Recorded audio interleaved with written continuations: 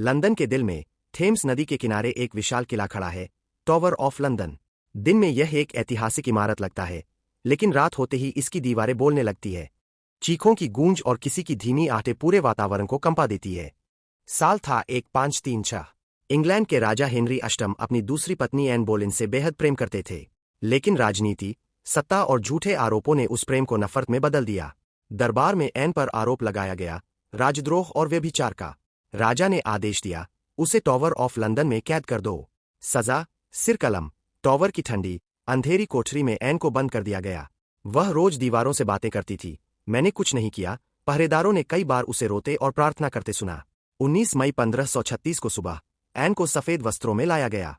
उसने आखिरी बार आकाश की ओर देखा और मुस्कुराई, भगवान, मेरे राजा को माफ करना। तलवार चली, उसका सिर जमीन पर गिरा।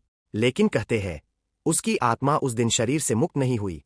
सदियों बाद भी व्हाइट टॉवर के पास सफेद कपड़ों में औरत दिखाई देती है।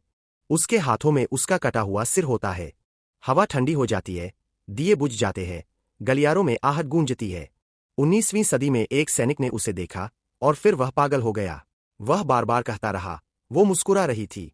बिना सिर के, हर मई में जब उसकी मृत्यु की तारीख आती है, ठंडी हवा बहती है। पहरेदार कहते हैं कि कोई फुसफुसाता है, मैं निर्दोष थी। कहते हैं, इतिहास कभी मरता नहीं।